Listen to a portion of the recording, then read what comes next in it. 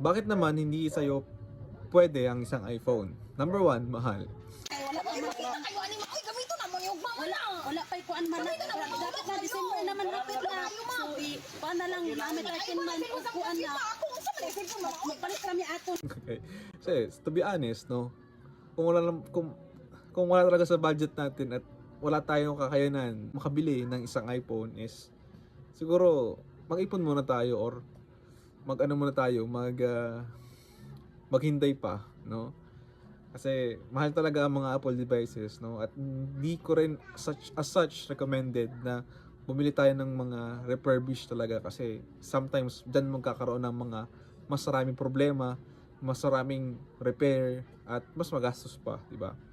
Number 2, limited ang customization. Unlike sa mga Android phone, maraming pwedeng i-customize in terms of software ang mga Android kaysa sa iPhone. Ang iPhone ay medyo restricted in terms of customization. Pero ngayon sa mga updates ay medyo lumuluwag na. Okay? Number 3, no expandable storage. No? Kung gusto mo ng mataas na storage, kailangan mo bilhin yung higher storage talaga pag bibili ka ng isang iPhone. At wala kang option para extend ito or expand ito. Okay? Or either, kukuha ka na lang ng iCloud. Number 4, battery. Yan.